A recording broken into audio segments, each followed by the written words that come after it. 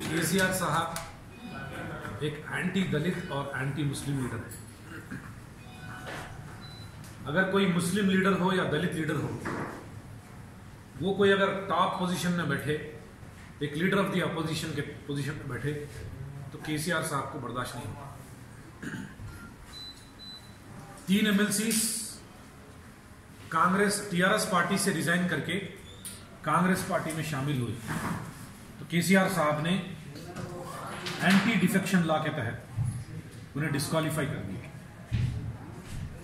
4 MLCs Congress party को resign करके TRS party ruling party में शामिल हुए, तो उनके ऊपर कोई एंटी डिफेक्शन लॉ और कोई डिस्क्वालिफिकेशन उन पे नहीं चला। तेलंगाना लेजिस्लेटिव काउंसिल में मोहम्मद अली शब्बीर साहब एक लीडर ऑफ द अपोजिशन, एक कैबिनेट रैंक में थे, तो केसीआर साहब को बर्दाश्त नहीं हुआ, उन्होंने एमएलसी खरीद के उनके लीडर ऑफ द अपोजिशन को हटा दिया। आज जो है मल्लू भट्टी विक्रमार्क साहब, जो कि तेलंगाना लेजिस्लेटिव असेंबली के लीडर ऑफ द अपोजिशन है, वो एक दलित लीडर है।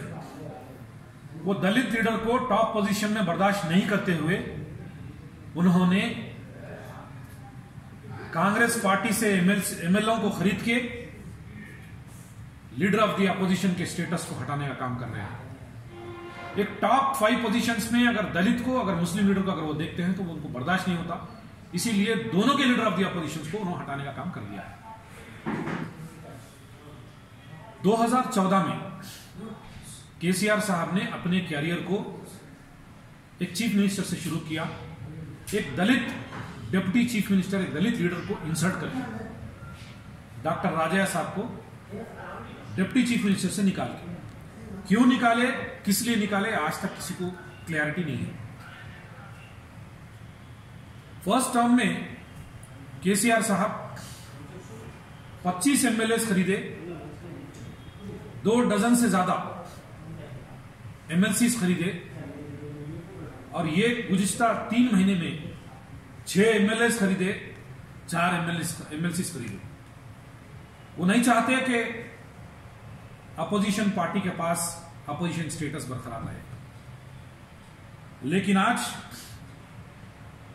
वो दिल्ली के तरफ अपनी सियासत का रुख लेके जाना चाहते हैं।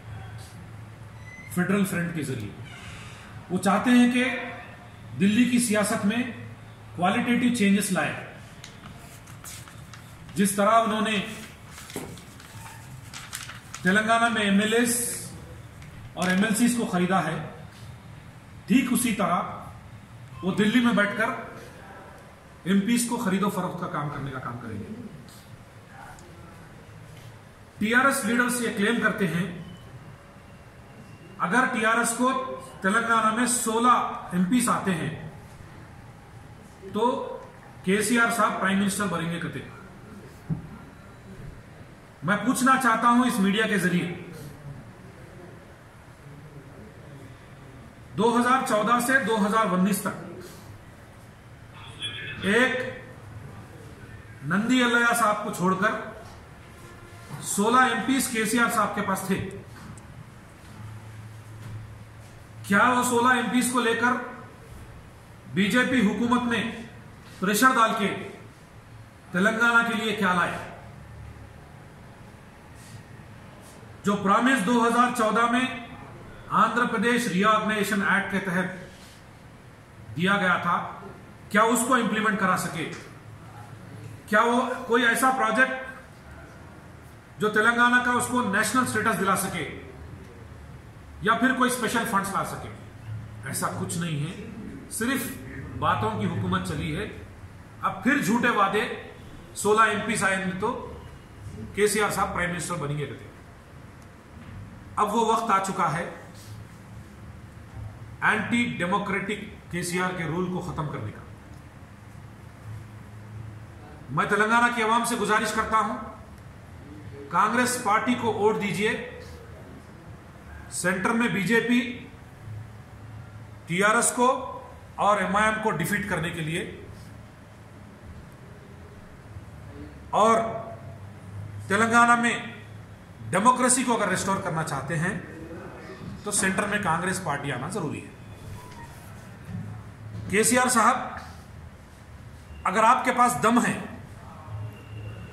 तो free and fair election ballot paper पे कराओ। ये खाली एमएलए खरीदने से, एमएलसी खरीदने से ये कुछ नहीं होने वाला। अवाम का मैंडेट क्या है वो लोकसभा इलेक्शन के अंदर दिखेगा। अगर आप बैलेट पेपर से कराएंगे तो हर चीज क्लियर होकर आपके सामने आ जाएंगी। ये जो आप ईवीएम को लेके जो उछल रही, जो एमएलए को खरीद के एमएलसी को खरीद के जो काम कर रहे, ये कुछ नहीं है। बैलेट पेपर है तो असली सत्ता जो है बाहर आती है। Thank you.